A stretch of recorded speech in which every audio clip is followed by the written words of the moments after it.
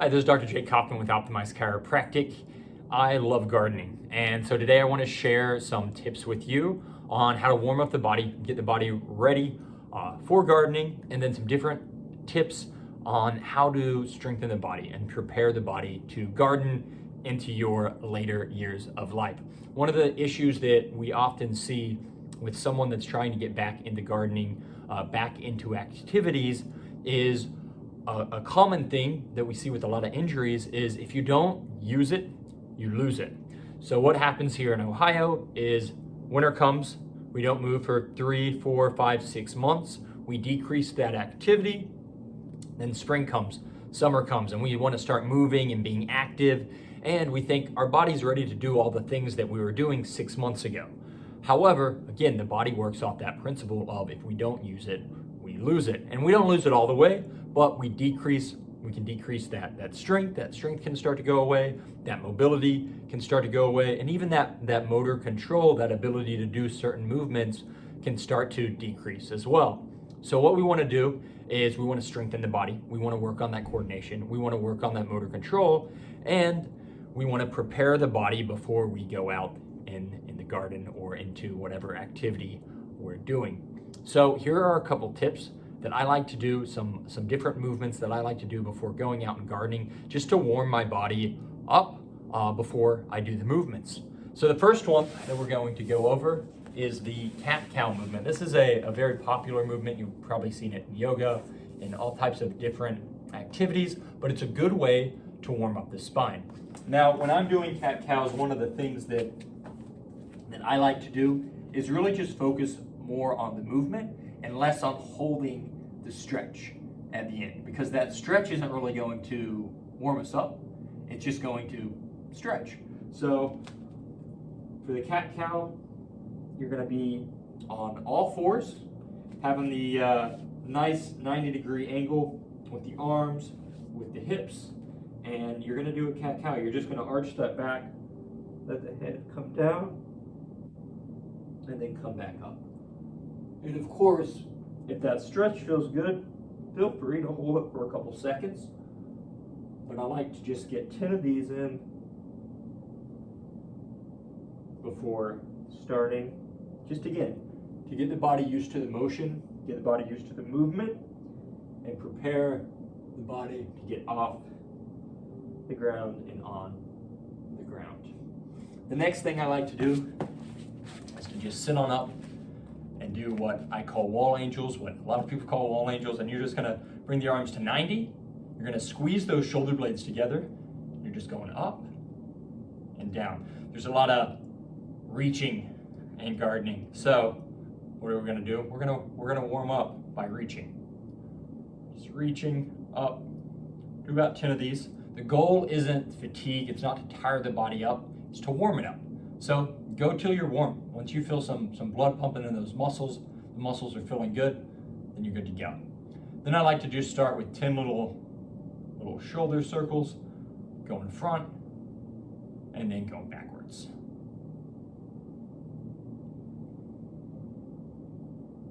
Okay, so we've got those movements. Start with the cat-cows, and then go through the shoulder movements, the wall angels.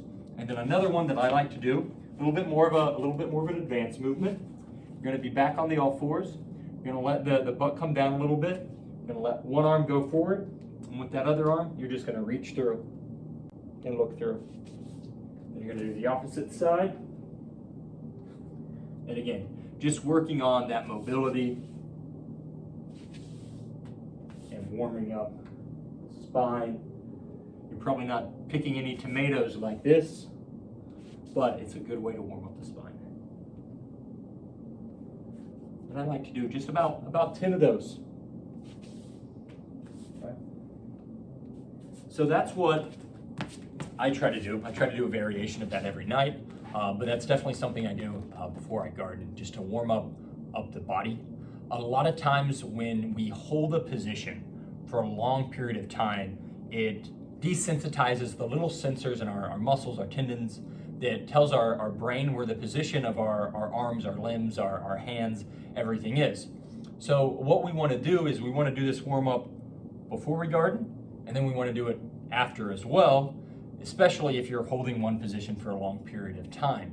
And then afterwards, once you're done gardening, if you're feeling an area that's just a little sore, a little tender, go through some soft movements of that area. And I'm not talking like I feel shoulder pain and I'm going to just flex it and really tight. Go through nice, relaxed movements. That's the key. Nice, relaxed movements. Because again, this is just a warm up and a cool down. The strength aspect is what we're going to go over now. Now, the two movements that we're going over for strength are primarily for getting off the ground and building the core strength, the shoulder strength, and the hip strength for us to get off the ground. Now, there's tons of movements that you can do to help improve this. I like these two because they're easy to start with and they can have a nice progression, and you can get as hard as you want to with these movements. So these are strengthening movements. I don't do them before I garden. I don't do them after I garden, but these are movements that I try to incorporate into my working out, into different activities that I'm doing to, again, maintain some of that strength. We want to be able to get off the ground for our entire life, and these are two movements that can help with that. The first one is another one that you've probably heard of, called the bear plank. And what we're going to do with the bear plank is you're going to be on all fours again, 90-90, and then you're just, this first one is just the basic one, so you're on all fours, and you're just coming up on your toes, just like that. And that's it. That's all you're going to do. Come up here, and we can start with holding for 5 seconds. Hold that for 5 seconds. If that's hard, then stay there. Stay with that 5 seconds. If going to 5 seconds is easy, then hold it for 10 seconds. Holding for 10 seconds is easy. Hold it for 20 seconds. You kind of want to work up to about 20 to 30 seconds before the next movement. But again, everyone's different. So do it and then try this next part if that's what you want to do. This next variation, the next advancement of this is you're just going to pick up a limb and then set it back down on the ground. So we're going to go back up into that bear plank, and then we'll start with just picking up that hand. Now what you want to do is you want to try to keep the shoulders flat, the hips flat with this, not letting yourself fall or rotate, but keeping some nice stability there. So you just do one arm, and then the other one, and then a foot, and then another foot, and that's it. Okay? So that's the next variation. So we have the initial one, which is just the hold up, and then the one after that is where you're just picking up one limb at a time. I like to go one way with these, and then the other. That's the next advancement. The final advancement of the bear walk is doing opposite arm, opposite leg. So for this one, I'm going to lift up my right arm and my left leg. I'm going to be back in that all fours position, get up to the bear plank, and just picking up opposite arm, opposite leg. Now, usually we start with just doing really quick because that's a little easier, but what we can work up to is holding that. 1, 2, 3. As you see, I'm starting to tilt there. 1, 2, 3. And then you can progress to 5-second holds with that one as well. So that's the bear plank. It's working the shoulder, it's working spinal stability, it's working the core, it's working your hips, it's working your hip flexors. It's really a good movement that works all different parts of the body. And it's a great way to build strength and help increase that ability to get on and off the ground. If you can hold that position, you can probably do what we're about to do here. This next one builds off a technique called DNS, Dynamic Neuromuscular Stabilization, and it kind of starts from the reflexes of us getting off the ground when we're babies. And so we're thinking the same thing here, is you're going to start on your back, okay? You're going to be in that dead bug position, and the first step, the beginner level of this, is all I want you to think about. Say we're going to take our right arm across our body, like someone's standing right there, and they're coming to help me up. Okay? So you're essentially helping yourself up. So stabilize your body with that left arm, and then just reach up and come up. Just like someone's helping you off the ground. So do about 5 of those. And again, this is the beginning aspect of this.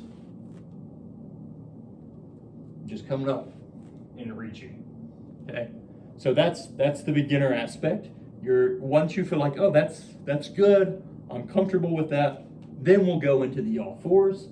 And with this, what you're going to think about is you're really using the momentum of the body while stabilizing your core and coming up.